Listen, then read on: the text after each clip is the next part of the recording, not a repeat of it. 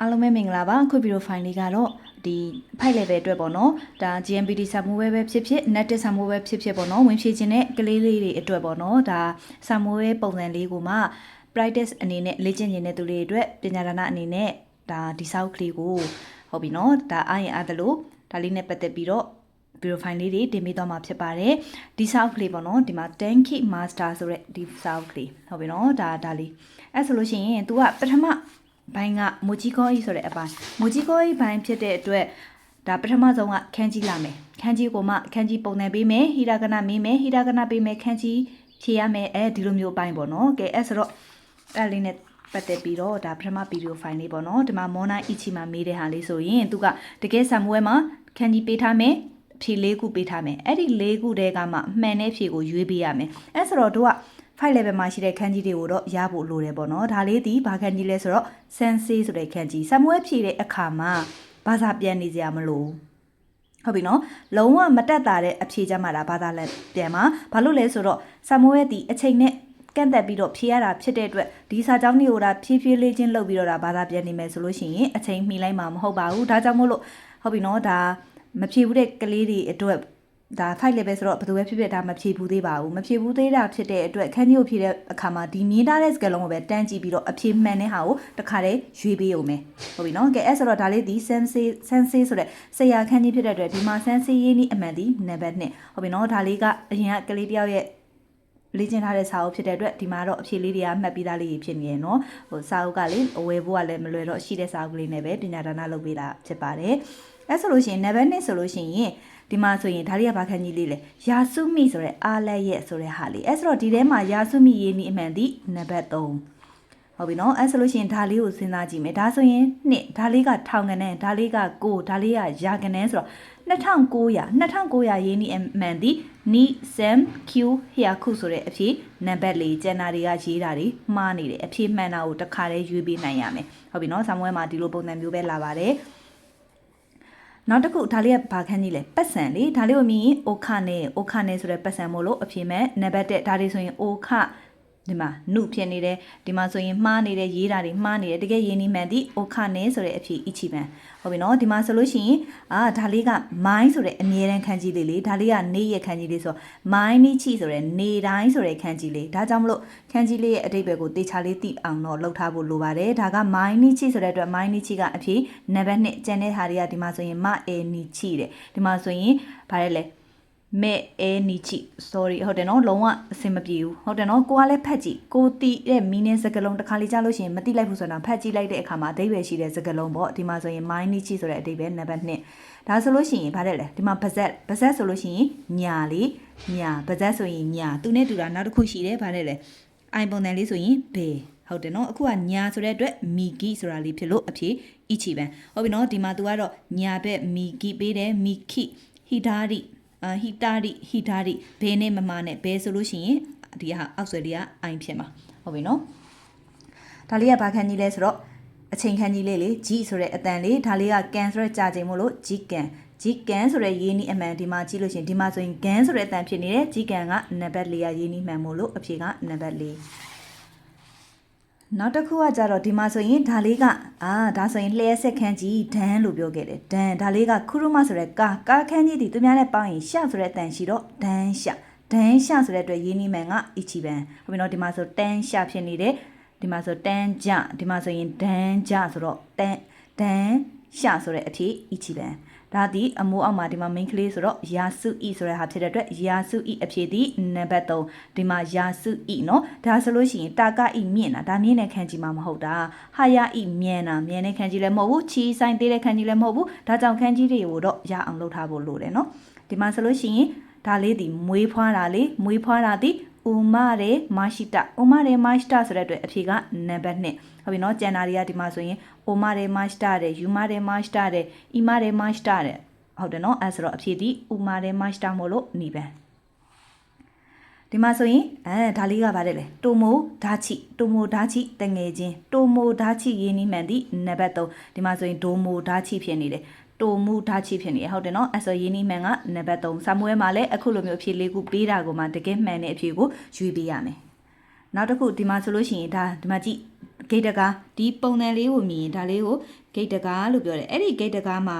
ဒီကနားပုံစံလေးပါလို့ရှိရင်နားထောင်တာမို့လို့ Kiki Mask နားထောင်တာ Kiki Mask ကိုဒီကတဲ့ဖောင်ပြောင်းထားတာဖြစ်တဲ့အတွက် Kiki Mask ကိုတဲ့ဖောင်ပြောင်းရင် Ki တဲ့လေဘာလို့လဲ Ki ဆိုရင် တဲ့မို့လို့ Ki တဲ့ဆိုတဲ့အဖြစ်နံပါတ်လေးဖြစ်မယ်ဒီမှာဆိုရင် Kha တဲ့ဆိုတာရေးတယ်ဖြစ်သွားမယ် R တဲ့ဆိုရင် Aki Mask ပုံစံမျိုးဖြစ်သွားမယ်ဒီမှာဆိုရင် He တဲ့ဆိုရင် Hiki Mask မှားနေတယ်ဒါကြောင့်မို့လို့ Ki တဲ့ဆိုတဲ့အဖြစ်နံပါတ်လေးဖြစ်ရမယ်ဟုတ်ပြီနော်ဒီဟာလေးကဒီတစ်ခုတည်းဆိုလို့ရှိရင်ဟုတ်ပြီနော်ဒီတစ်ခုတည်းဆိုရင်မွန်းဆိုတဲ့ဂိတ်တကားဒီနားမှာနေပါရင်အာဒါဆိုတဲ့ဂျာတကယ်လို့ဒါအဲ့လိုမဟုတ်ဘဲနဲ့နားပုံစံလေးဆိုရင်နားထောင်နေဆိုတာဆိုပြီးတော့ဒါခန်းကြီးမှာ3ခုစင်တူ3ခုရှိခဲ့တာဟုတ်ပြီနော်ဒါလေးကကြတော့ main ကလေးခန်းကြီးဒါလေးကကလေးလေအဲ့ဆို owner not ခိုပေါ့ကလေးဆိုရင်ခိုရိုးမို့ဆိုတာရှိတော့တဲ့ခိုမို့လို့ owner not ခိုဒီအဖြစ်နံပါတ်1 owner not ခိုဒီမှာဆိုရင် owner not ခိုဖြစ်နေတယ်ဒီမှာလည်း owner not ခိုဖြစ်နေတယ် owner not ခိုဖြစ်နေတယ်ခိုဆိုတဲ့ကလေးခိုရိုးမို့ကနေလာတဲ့ခိုဆိုတာလေးလာမှာမို့လို့အဖြစ်နေပန်ဒါဆိုလို့ရှိရင်ရေခန်းကြီးဒီသူများနဲ့ပေါင်းတဲ့ခါမှာစူအီဆိုတဲ့အတန်ရှိတယ်စူအီယောဒီမှာ B ပေါ့စူအီယော B ဆိုတဲ့ဗုဒ္ဓဟူးနေ့ဆိုတဲ့ရင်းနီနံပါတ်3စူအီယော B ရင်းနဲ့ပတ်သက်တာကဗုဒ္ဓဟူးနေ့မို့စူအီယော B ဒီမှာဆိုလို့ရှိရင် B ကြဲကြီးဆိုရင်နာဂါဤစပင်ရှေးကိုဖြီးတာမို့လို့ဒါလေးဆိုရင်နာဂါဤမို့လို့နာဂါဤရင်းနီမှန်ကနံပါတ်1ဒီမှာဆိုရင်တာဂါဤကမြင့်တာနော်ဒါကရှေးတာကိုပြောတာမို့လို့မှားတယ်ဟိခုဤဆိုရင်နေနဲ့ခန်းကြီးလည်းမဟုတ်ဘူးမိကြီးကဤဆိုရင်တိုးတာမဟုတ်တဲ့အတွက်အဖြေကဤချီပန်ဒါဆိုလို့ရှိရင်ဘာခန်းကြီးလဲလူခန်းကြီးလေလူဆိုရင်ဟီတိုပေါ့လူဒီသူ့တလုံးနဲ့အတိတ်ပဲဒီဟီတိုဆိုတာပဲရှိပါတယ်နင်းဆိုတာဒီသူများနဲ့ပေါင်းတဲ့ခါမှာ1ယောက်2ယောက်3ယောက်ဒီလိုမျိုးတွေမှာနင်းသုံးတယ်ဂျင်းဆိုတာကြတော့မြန်မာလူမျိုးတို့ထိုင်းလူမျိုးတို့ဘာလူမျိုးစသဖြင့်နိုင်ငံတွေနောက်မှာဂျင်းအဲ့လိုလိုက်ရတာသူများနဲ့ပေါင်းတဲ့အတန်နင်းနဲ့ဂျင်းကသူ့တလုံးနဲ့အတိတ်ပဲဆိုရင်ဟီတိုမို့လို့အဖြေကနံပါတ်2ဟုတ်ပြီနော်ဒါလေးကကြတော့ဒါကလေးဒါလေးကကြတော့ဘာကနန်းလဲဒါလေးကနန်းဒါလေးကမအဲဆိုတဲ့ဟာလေးအဲ့ဆို၄နှစ်မတိုင်ခင်ဆိုတဲ့ဟာလေးလွန်ခဲ့တဲ့၄နှစ်ဆိုတဲ့အတိတ်ပဲကဲဘာသာပြန်တာများရင်တော့ဒါက၄ဆိုတော့ယွန်းရောရှိမယ်ဒါလေးကနန်းဆိုတဲ့နှစ်ရှိမယ်ဒါလေးကမအဲ၄နှစ်လို့ပြောချင်ရင်ယွန်းနန်းလို့မပြောဘူးယော့နန်းလို့ပြောတာမို့လို့ဒီမှာယော့နန်းမအဲယော့နန်းမအဲဆိုတဲ့အဖြစ်အချီပန်ယွန်းလို့မပြောပါဘူးနှစ်ကိုရေးတွက်တဲ့အခါမှာယွန်းနန်းလို့မပြောတော့ဒီနှစ်နဲ့လေးကပယ်ရမယ်အဲ့ဆို1နဲ့3မှာမှယွန်းနန်းဒါကမအေဆိုတဲ့အချိန်မအီမဟုတ်ပါဘူးမအေဒါကြောင့်မို့လို့အဖြေကအီချီပဲဟုတ်ပြီနော်နောက်တစ်ခုဒါလေးကဘာလေးလဲဒါလေးကနားလေးမိနားမို့လို့အဖြေနံပါတ်3ဟုတ်ပြီနော်ဒီမှာဆိုအရှိဆိုရင်6ရောက်ဖြစ်ရမယ်6ရောက်ခန်းကြီးမဟုတ်ဘူးမျက်လုံးခန်းကြီးလည်းမဟုတ်ဘူးခန္ဓာကိုယ်ခန်းကြီးလည်းမဟုတ်ဘူးအဖြေကနံပါတ်3လေးဖြစ်မယ်ဟုတ်ပြီနော်တကယ်စာမိုးဝဲမှာမွန်နိုင်အီချီမှာဒီလိုမျိုးခန်းကြီးပေးမယ်အောက်ဖက်ကနေထမှာဟီရာကနာဖြည့်ခိုင်းတဲ့ပုံစံလေးလာမှာဖြစ်ပါတယ်ဒါမွန်နိုင်အီချီမှာမေးမှာဟုတ်ပြီနော်အဲ့ဆိုလို့ရှိရင်နောက်ထပ်မွန်တိုင်းနီကိုဆက်သွားမယ်မွန်တိုင်းနီကကြတော့ဘာပေးမလဲဆိုရင်ဟီရာကနာပေးမယ်ခန်းကြီးပြန်ပြီးတဲ့ပုံစံလေးအဲ့ဆိုတော့ဒီမှာဆိုရင်ဒါ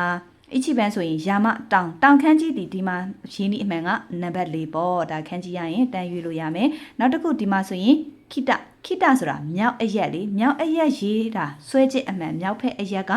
ကြောပေးထားတာလေကြောပေးထားတာကမြောက်ဖက်အရက်မို့လို့နံပါတ်3အဲ့ဒါမမနဲ့နော်ဒီရှေ့နောက်တောင်မြောက်ကိုတော့ကျွမ်းကျင်ရေးနိုင်အောင်လုပ်ထားပါနော်နောက်တစ်ခုဒါဆိုရင်ဂေါမန်အန်ဂေါဆိုတော့ငါးကိုပြောတော့ငါးခန်းကြီးဖြစ်ရမယ်ငါးခန်းကြီးမန်လို့ပြောတာအတွက်မန်ကိုရေးတဲ့ခန်းကြီးကဒါမန်ကိုရေးတဲ့ခန်းကြီးမဟုတ်ဘူးဒီမှာကမန်ရေးတာဆိုတော့ဒါဖြစ်နိုင်တယ်ဒီမှာဆိုရင်ဂေါမန်ဒါလည်းဖြစ်နိုင်တယ်ဒီမှာဆိုရင်မန်မဟုတ်တော့မဖြစ်နိုင်ဘူးဒီနှစ်ခုကိုအာရုံစိုက်မယ်အန်ဆိုတဲ့ပတ်စံကိုရေးတွက်တာဒီမှာလေဒီခန်းကြီးလေးမို့လို့အဖြေကနိပဲဟုတ်ပြီနော်နံပါတ်2အဲ့ဆိုရင်ဒါကကြတော့ရှာဝါဆိုတဲ့အတွက်ရှာဝါရဲ့ရင်းနှီးအမှန်ဆိုရင်ဒီမှာဆိုရင်ဒါရှာဝါဆိုရှိကိုရနဲ့ပေါင်းရမှာလေရှိကိုရနဲ့ပေါင်းတာကဒီမှာကတော့ရှာရှိတယ်ဒါမှဝမှာမဟုတ်တာဒါကမှဝမို့လို့အဖြေနံပါတ်4ဟုတ်ပြီနော်နောက်တစ်ခုနံပါတ်5ကကြတော့နံပါတ်5ကအရှိ6ရောက်ခန်းကြီးဒီဒါလေးလေနံပါတ်1ဒါဆိုရင်မျက်လုံးခန်းကြီးဒါကလက်ခန်းကြီးဒါဆိုရင်နားခန်းကြီးခွက်6ရောက်ပြီးတော့အီချီပန်ဒါဆိုလို့ရှိရင်မီမတ်တာကြည်တာဆိုလို့ရှိရင်မျက်လုံးကို6 2 6နဲ့ကြည်တာဆိုပြီးမီမတ်တာမလို့အီချီပန်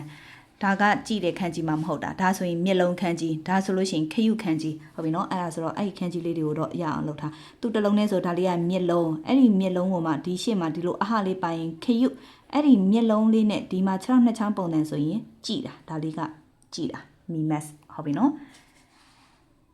နောက်တစ်ခုဒါလေးကကြတော့မီဆဲဆိုင်ခန်းကြီးလေးမီဆဲဆိုင်ခန်းကြီးဆွဲနည်းအမှန်ဒီနံပါတ်3မှာကိုတီတေချာပေါ့နော်လုံးဝခန်းကြီးတွေကိုကြည့်ထားမယ်ဆိုရင်ဒီခန်းကြီးတီးလည်းမသိဘူးဒါလည်းမတင်ထားဘူးဒါလည်းမပါဘူးတကယ်ဆိုင်ခန်းကြီးကဒီမဲ့ဒီနှစ်ခုကိုသူကဒွိဟဖြစ်အောင်မေးထားတာဟုတ်ပြီနော်တကယ်ဆွဲချက်အမှန်ကိုတိမှဖြေနိုင်တဲ့အပိုင်းလေး3ဖြစ်နိုင်လား4ဖြစ်နိုင်လားကိုဒွိဟဖြစ်နေမယ်ကိုကဒါတေချာရမှသာလင်ဖြေနိုင်မှာမို့လို့တေချာဆွဲချက်လေးတွေကိုတော့မှတ်ထားဖို့လိုတယ်ဆိုင်ခန်းကြီးဒီနံပါတ်3မှာနောက်တစ်ခုကကြတော့ restaurant စားတောက်ဆိုင်ပြောတာ restaurant စားတောက်ဆိုင်ရဲ့ restaurant ဆိုတော့ရင်းနှီးအမှန်ကဒါဆိုရင် root တွေဖြစ်နေတာ root ဒါက re ပါဆို resuto ဒီမှာဆို ra ဆိုဖြစ်သွားမယ်ဒါက resuto ra ကိုအွန်ပေါင်းမှ ran ဆိုတဲ့အတန်ဖြစ်မှာမလို့နံပါတ်4ဒါဆိုရင် ra ဆိုဖြစ်မှာမလို့နံပါတ်3ကမှားတယ်နံပါတ်4ကိုရွေးပေးရမယ်ဟုတ်ပြီနော်နောက်တစ်ခုကကြတော့ဒီမှာဆိုရင်မီချီလန်ဟုတ်ပြီလန်ခန်းကြီးဒီနံပါတ်1ပေါ့နံပါတ်1ခန်းကြီးကလန်ခန်းကြီးဟုတ်ပြီနော်ဒါဆိုရင်တည်တဲ့ခန်းကြီးဒါလည်းမဟုတ်ဘူးဒါလည်းမဟုတ်ဘူးဒါကြောင့်မို့လို့လန်ခန်းကြီးအဖြေမှန်ကနံပါတ်1ဟာအီရာ9ကမဝင်ဘူးဆိုတဲ့အဓိပ္ပာယ်ဆိုတော့အဓိကကဝင်နေဆိုတဲ့ခန်းကြီးကိုကိုကသိရမယ်အဲ့ဆိုဒါကလူခန်းကြီးလေဝင်တဲ့ခန်းကြီးမှမဟုတ်တာဒါကဝင်တဲ့ခန်းကြီးဖြစ်တဲ့အတွက်ဒါဖြစ်နိုင်တယ်ဒါဆိုရင်ဟာအီရာ9ဒါဖြစ်နိုင်တယ်ဒါဆိုရင်ဒါကြီးကကြီးတာဝင်တာနဲ့ကြီးတဲ့ခန်းကြီးနဲ့ဆိုင်မဆိုင်တာမလို့ဘူးဒါဆိုမဲ့ဆိုတော့ဝင်တဲ့ခန်းကြီးကနံပါတ်2မို့လို့ဒါသူကတော့မဝင်ရဘူးဆိုပြီးတော့ဟာအီရာ9ကိုပြောသွားလို့ဒီမှာဟာအီရာ9ဆိုတဲ့အဖြေနေပဲအဲရဲဘေတာဆိုတဲ့အတွက်ဒီမှာအဲရဲဘေတာဆိုတမှာမဟုတ်တာမှားတယ်အဲရဲဘေတာနိပဲအဲရုတဲ့ရဲပါဆိုရုဖြစ်နေတယ်အဲရုဆိုတော့3နဲ့4ကမှားတယ်နောက်တစ်ခုခတ်တက်ခိတဆိုဝဲလာတာဟုတ်ပြီနော်ဒီမှာဆိုရင်စူပါကနေကိတ်မုံကိုဝယ်လာခဲ့တယ်ဝယ်လာတာလို့ပြောမှဖြစ်တော့ဝယ်တယ်ဆိုတဲ့ခန်းကြီးကိုသိရမယ်ဝယ်တယ်ဆိုလို့ရှိရင်နံပါတ်4ခန်းကြီးပါဒီမှာလေဒီမျက်လုံးပုံစံလေးနဲ့မျက်လုံးနဲ့ကြည့်ပြီးတော့ဗာလေးကိုဝယ်တာလဲဆိုတော့ခယူလေးတွေကိုဝယ်တယ်ဆိုပြီးဒါလေးကမှဝယ်တယ်ဆိုတဲ့ခန်းကြီးဒါကဝယ်တဲ့ခန်းကြီးမဟုတ်ဘူးဒါလည်းမဟုတ်ဘူးအဖြေမှန်ကနံပါတ်4ဟုတ်ပြီနော်ဒါကမွန်နိုင်အီချီနဲ့မွန်နိုင်နီမှာဆိုရင်ဟုတ်ပြီနော်ဒီလိုမျိုးမွန်နိုင်အီချီတုံးကကြတော့ခန်းကြီးပေးတယ်ဟီရာကနာဖြေခိုင်းပြီးတော့မွန်နိုင်နီမှာဆိုရင်ဟီရာကနာပေးတယ်ခန်းကြီးဖြေခိုင်းတယ်ဟုတ်ပြီနော်